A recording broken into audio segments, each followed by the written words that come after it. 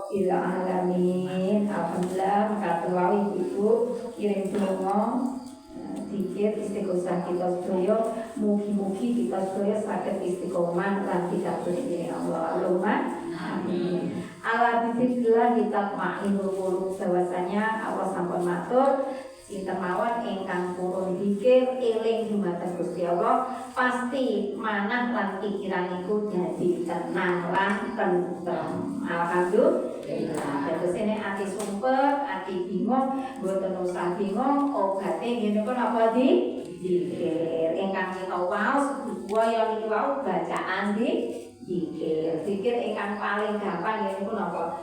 Allah, Allah, napa? Alhamdulillah. Alhamdulillah. Yang paling niku la ilaha illallah. Waya ingkang kita waos niki wau namine bacaan apa di zikir. Menawi saged nggih sedaya diwaos nggih enjing napa sonten sak longgare kita nggih Bu.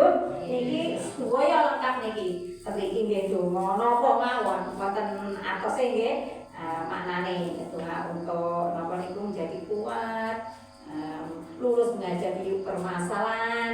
Nami tiyang sedaya nggih gadah masalah. Lah masalah niku tergantung carane ngadepi. Nek kita saged ngadepi, kita DP nyuwun dumateng Gusti Allah, masalah sing gedhe dadi enteng. Nek kita mboten purun ndonga, mboten purun zikir, masalah cilik dadi gedhe. Lah kita niku diparingi masalah niku diuji sinten ingkang imane ku kuat. Dhuwure ujian seimbang dhuwure derajat. Dadi tiyang nek derajate dhuwur, ujiane ya dhuwur.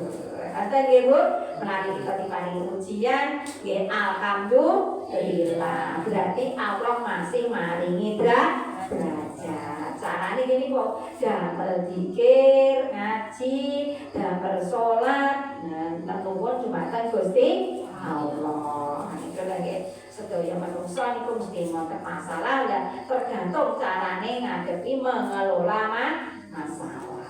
Dan contohnya masalah adem ya Bu. Adem niku ben asline nggih masalah, tapi nek kita saged ngelola niku adem dukuk selimut kemul dadi penak. Sumuk nggih panas nggih. Nek tiyang saged ngelola sumuk itu gak jadi masalah, tapi nyedak neng kipas jadi nikmat. Contoh yang kecil ya Bu, kok luweh banget. Terus kita menahan, tapi mungkin nek pun ketemu panganan, ketemu unjukan jadi nikmat. Ngerti ya Bu?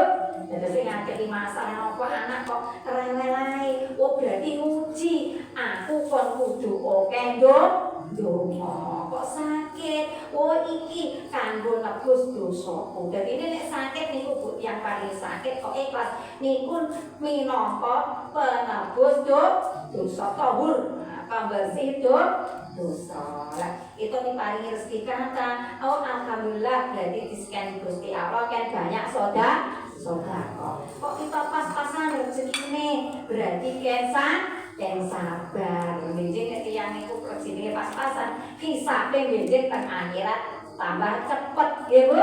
Cepet nek sing sugih tambah suwe. Lah mae ngoten diparingi lara nggih alhamdulillah berarti ngresiki dosa. Lah mati pun sedo pun nek kanggo tiyang iman nggih mboten masalah. Sebab napa? Badhe pinangge Allah, badhe mbongkar celengane tabungane ibadahe selama urip. Dados napa mawon urip teng donya niku asline mboten masalah menawa kita saged ngelola. Ibarate niku lho, ati niku nek kita niku uyah niku sak sendok niku lho, dicemplungne teng banyu sak menten. Kira-kira rasane pripun? Asin, kita nek gak ada masalah, tapi atine pucet kok wingong, digedhek-gedhekne gak cekat nyawa, jadi asin niku sumpek. Tapi banyu sak kolam-kolame bangsut niku nggih jenengan paringi uyah sak sendok. Pinten rasa napa mboten? Mboten. Sama dengan kita nek gak ada masalah, tapi ati kita lapang niku dadi mudah. Dadane ora bingung. Ngoten lho. curhat ngalor ngidul tambah pusing nggih Bu. Tapi sing dicurhati sing dijak ngomong tambah padha mumet. Lah sing sae napa? Ndang cukup banyu wudu, ndang salat, ndonga maring Gusti Allah. Mengki ra mesti diparingi ati padang iso mikir aku kudu bertindak apa, aku kudu iso menahan hawa nafsu. Pamane kok gak enak ngoten seputane karo Bapak Itole. Terus saya wis kudu muat kok. Tapi kita sadar astagfirullah, astagfirullah. Akhirnya gak sida ngamuk.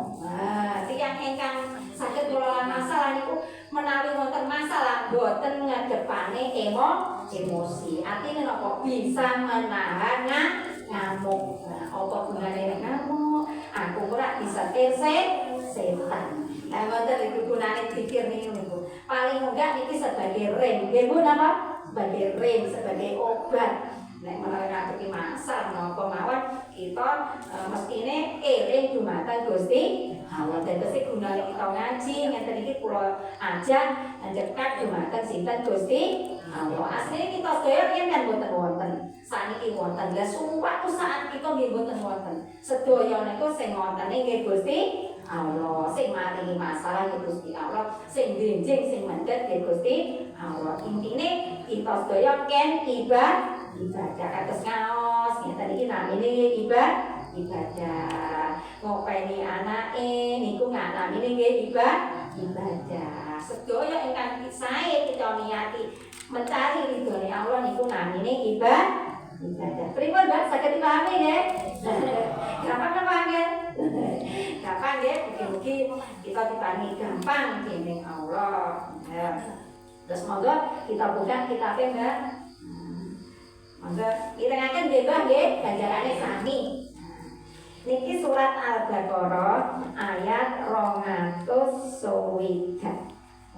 Halaman 106. Nggih, tepan nggih sisih ingkang kandel. Baal buka kitabnya. 200 Berpanggil baik kola Ibrahim. 100 ingkang iki 105 halaman itu. 105 monggo kita sesarengan maos basmalah. Bismillahirrahmanirrahim. Wa iqala Ibrahim lan nalikane matur sapa Nabi Ibrahim, Rabbi arini kaifa tuhil mauta.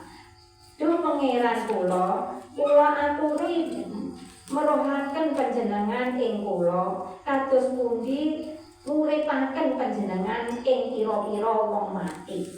Kala dawuh Allah, awalan tukmin ana ta ora percaya sira?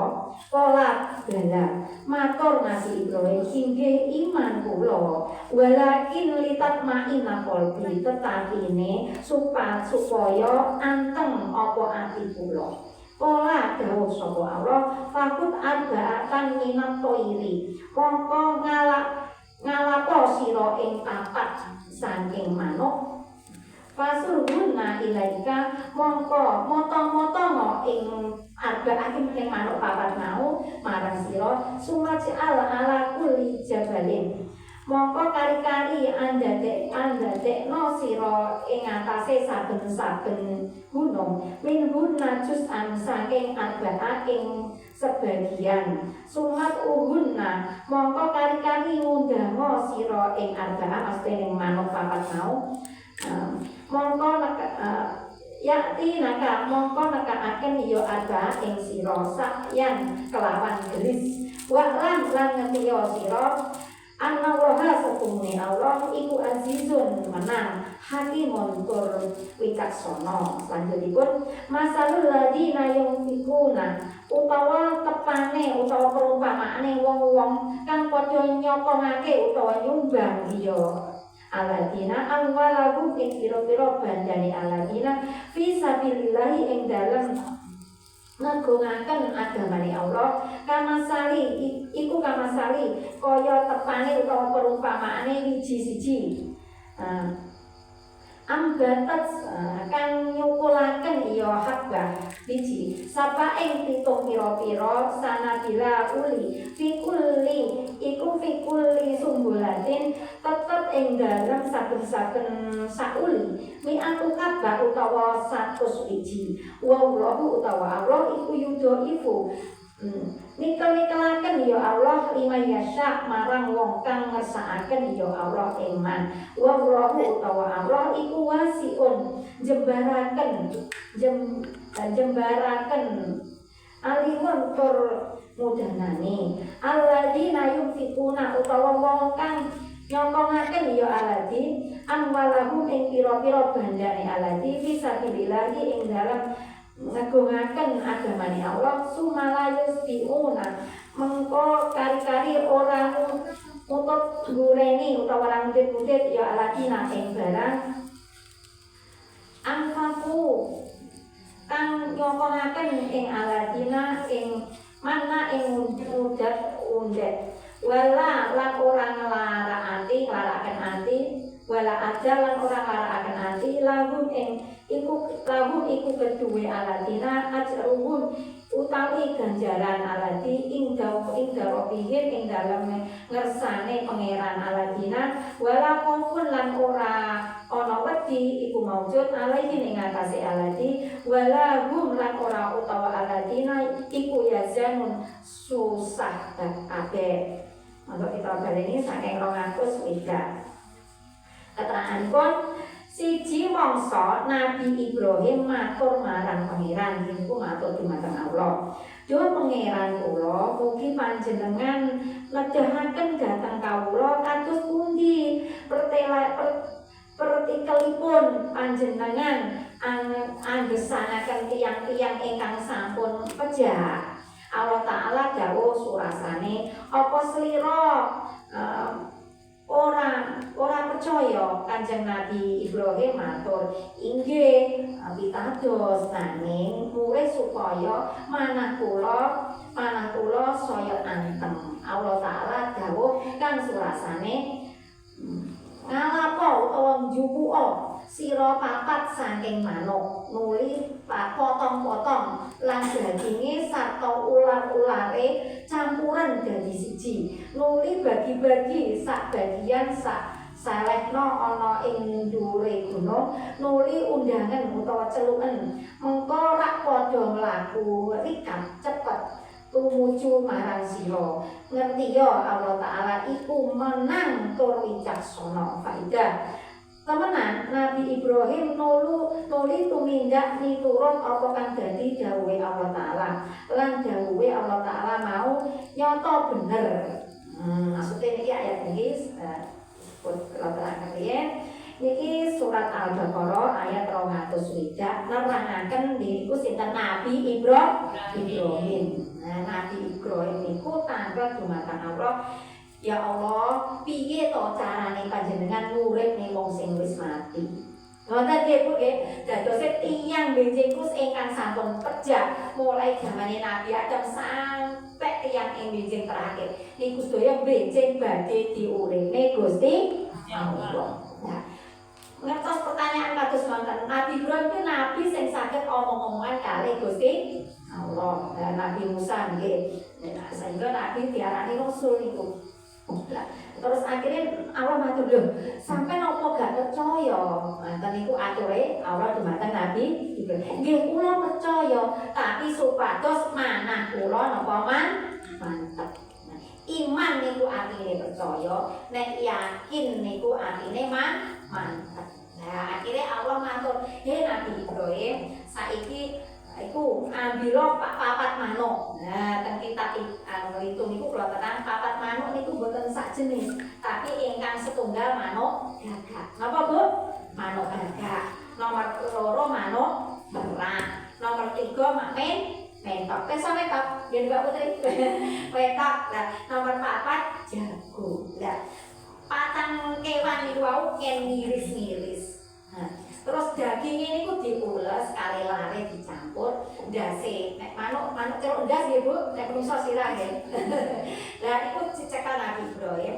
Terus daging kalau lare manuk mau ke nyampur terus kengkekne etan kulon lor kidul ning gunung-gunung nggih. Terus kuwi kok celuken. Nah, bener kali Nabi Ibrahim diceluk manuk. Ternyata dengan izinnya Allah manuk papat laut urip malih nyegak teng Nabi Ibrahim. Terus nyatu kali ndase wae. Lah kaya ngono ku begitu gampangnya Allah ngurip-nguripne. Lah Nabi Adam itu dari mboten wonten mau dadi ana wonten. Apane tiyang sing saderenge wonten terus sedo daging Allah nguripne niku gampang. Dados niku Nabi Ibrahim langsung yakin percaya bahwasanya Allah niku bakal nguripne sedaya manusia lan benjing ditanyai pertanggungjawaban. Uripmu ning donya kok nggo apa? Nopo kok nggo apa? Hartamu kok nggo apa? Ditakreti ngoten. Jenenge niku napa? Hari pertanggungjawaban.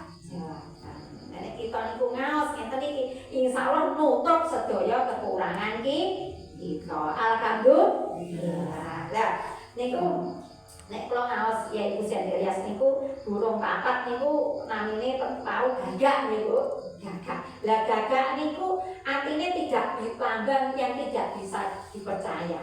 Gagak niku ngene pripun? Gak.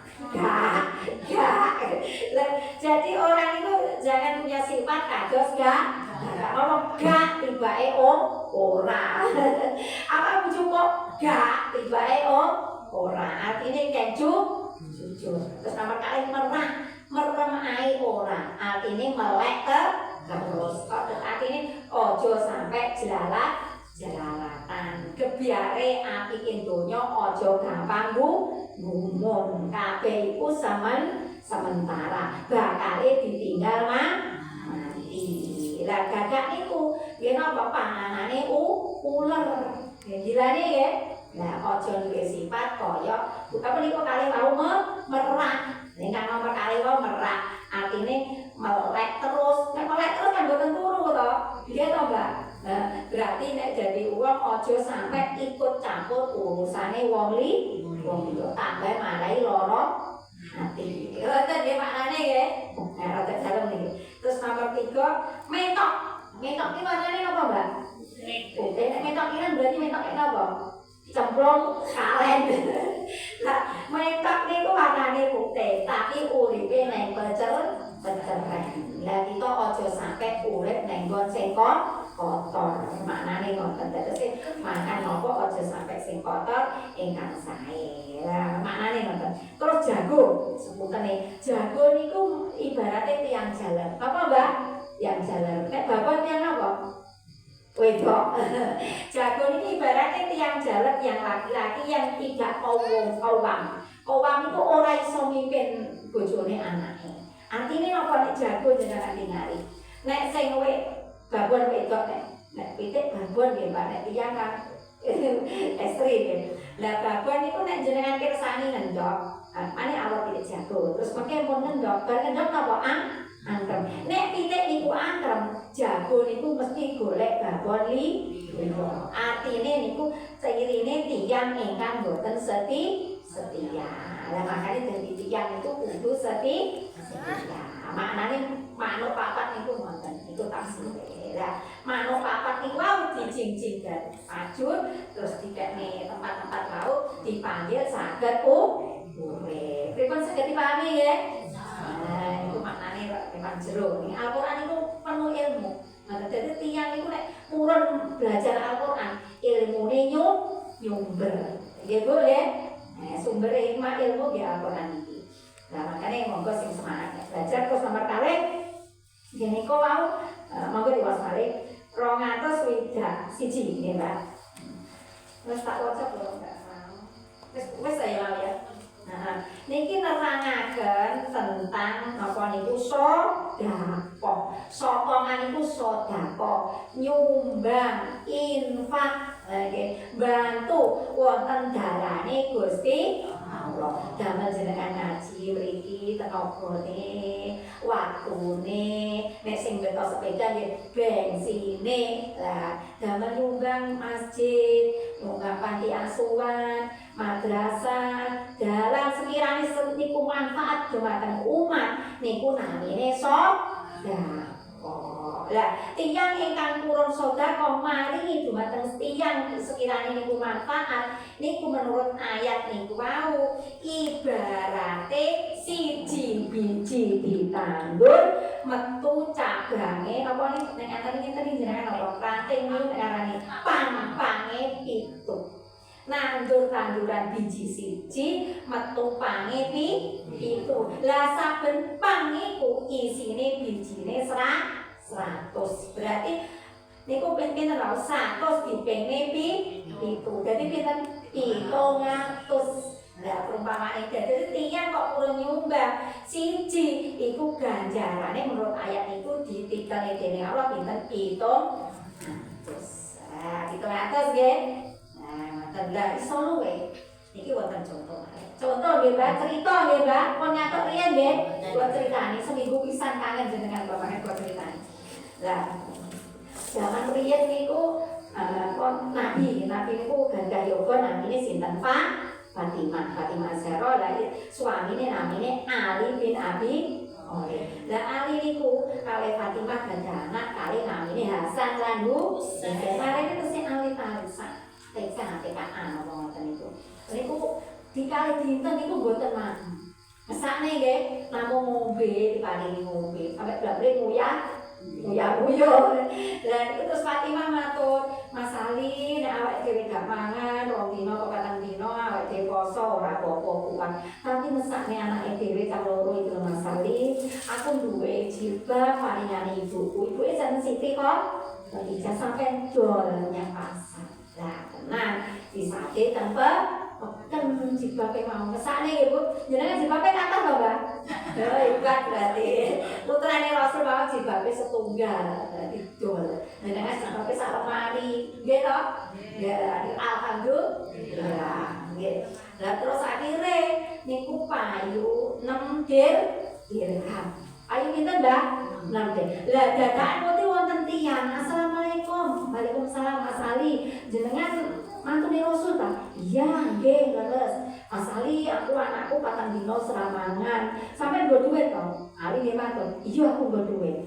Tak sune. Nggih, nyok langsung diparingi sedaya. Niku Ali lho, Mbak. Ali Rasulullah mriku. Nek Ali niki duka. Lho juga separo napa pinten. Lah niku. Akhire Ali besok karo mikir lho, gimana tak wene kabeh. Wis akhire kok sebetulnya mikir Ali wis tiyang apian dia wis dipak ning kabeh. Terus akhire kon wonten tiyang Ali medal sange peken, wonten tiyang nonton unta. Nonton apa, Mbak? Unta. Wis ndelok bayange sapi. Ya utama-utane Surabaya ana peteng Kemboro ya wonten unta. Lah oke tinggal TV mah onta, nonton apa tanda HP-ne yo gone. Onta iki kaya apa to, Nduk? Jarene Bapak kok ana onta. Lah niku Mas Ali sampean mau beli ontaku tiang takon. Yo ora iso Kang, aku ora di duit. Walah. Oh, wis nek ini aku tulung dono ontaku. Terus piro? Dolen Pak 100 dirham. Engko nek luwe, nek regane luwe sampe 100 dirham, batine pek kabeh Mas Ali. Oh iya, terus akhirnya Mas Ali mlebet pekan malih, ontane disate. Terus wonten tiyang, Assalamualaikum, Ali, ontane dijual to? Nggih, dijual Pak Le, mau Pak De karo. Lah terus niki berapa niki? Niki regane piro sing ngeken wau niki senes onta kula. Ken 100 dirham. Nek jenengan numbas luwih ya terserah. Niku Ali nggih. Nek mboten Mas Ali nggih duka paling iki Mas dinyang wong 200. Padahal dereng. Tegese tiyang nek jujur niku perdagangan barokah, nyempului barokah niku. Wonten artine. Lah terus akhirnya leres ditumbas kalih tiyang wau Pak Lek wau dituku 100 swidak dirham. Berarti untung pinten, Mbak? Swidak.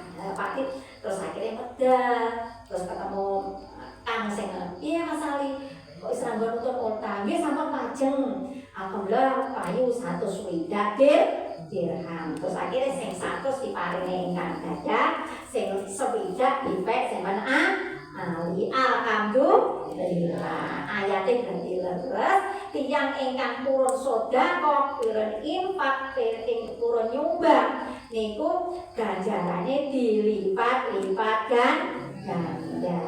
Lewat ali duwite 6 dirham diparingi tiyang karena ikhlas akhirnya napa pikantuk ijo dadi 20 dirham. Terus akhirnya wangsul tukokne bakso, tukokne pecel paling wonten ya Pak. Terus nek makan lagi pecel Mbak, pecel Mbak Martin. Sedep. Nah, terus wonten lali yang beli pecel. Terus akhirnya tukokne sembuhan seneng Hasan kali Husain sebabnya rong dino mboten mangan jeneng bayangke kali bocah rong dino rong bengi ora mangan kok ngombe tok. Mesakne to. Itu sepati nangis seneng alhamdulillah matur suwun Mas Ali. Terus benjenge Ali bin Abi Thalib wau salat subuh kali Rasul kepanggih. Rasul kuwi sampe yo bahagia. Rasul mengertos kados Ali sampai yo bahagia to, putuku yo bahagia to, anakku yo seneng to. Nggih ya Rasul jenengan kok pirsa to Rasul. Nek kula angsal bahagia pinten wau? Swidak dirham. Yo iya to wong sing duwe otak iki mau kanca plekku. Tibake sing gadah niku wau sinten malaikat Jibril. Lan sing nuku wau malaikat Mikail. Subhanallah. Dadose Allah niku lho, sesuatu nek kita niku mboten masuk akal. Nek Allah ridho niku gampang. Ngoten nggih Bu saged dipahami? Kaya ngoten niku fadilahe. Monggo panjenengane nek kita pun ngertos ngeten monggo sing saged kita belajar sedekah niku nggih senyum guyu niku sedekah Mbak. Nggih mboten dhuwit to. Jenengan mriki teng Bapak Etole, Bapak Induk niku namine sedekah. Tapi kok nek ijen aja mrikas-mrikis.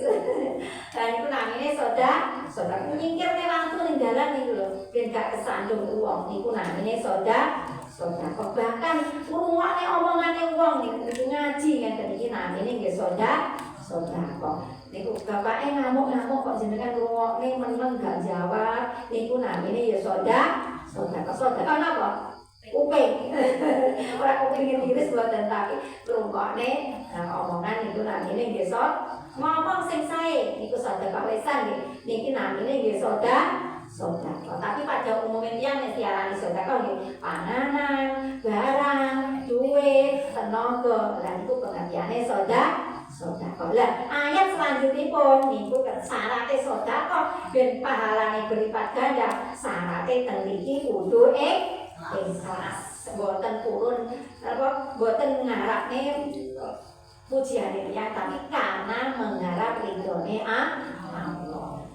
Tidak mengundet wingi sak wae dhuwit 1.000 sampai gak Jawa. Lah itu pahala ilang, nggih. Ora entuk pahala. Mbok iki tak sumbang terus sampe kok gak Jawa. Lah ngoten niku nggih mboten leres. Nek mboten cocok kalih napa ayat niki. Lan selanjutnya yo nek uwahe nggih mboten menyakitkan. Niki lho, tidak menyakitkan hati paling uwahe nyoh. Lah ngoten niku menyakitkan nggih. Mbak antara duwe tarik nyoh. Lah ngoten niku nek menurut ayat 262 niku keterangane nggih mboten ayate kula waos 262 ya iku wong kang sampun nggih Mbak wau sampun kula waos to. Syaratnya dadose supados sedekah kita diterima oleh Allah napa wau syaratnya gadah ikhlas. Ikhlas niku kados tiyang itu niku lho Bu nggih. Nek tiyang itu kira-kira dibilang malih napa mboten? Yang tipis rada dibalekne malih napa mboten? Mboten lah ngoten niku. Lah nek kados ngoten niku mengke sing maringi ganjaran sinten? Gusti Allah piyambak. Menungso niku mboten saged mboten puasa napa. Lah sing puasa niki Gusti Allah. Dipun saged dipahami nggih? Tentang itu bahwa pertama keyakinan bahwasanya tiyang hidup niku benjing sedo lan sing iso nguripne malih Gusti Allah ciptane Nabi Ibrahim. Terus nomor kali tentang niku tiyang ingkang infak sedekah fisabilillah niku artine napa dijalani Gusti Allah. Dipun saged dipahami nggih? Alhamdulillah. Ya mekaten mawon ingkang saged kula aturaken. Mugi-mugi kita saged memahami, saged merenung, saged ngamalaken lan kita benjing dados dipun bela kalih Al-Quran. Alhamdulillah. Allahumma amin. Monggo kita tutup sesarangan dengan bacaan hamdalah. Alhamdulillahirabbil alamin. Wonten kirang langkung kula nyuwun pangapunten ingkang kata-kataipun. Akhirul kalam wabillahi taufiq wal hidayah. Wassalamualaikum warahmatullahi wabarakatuh.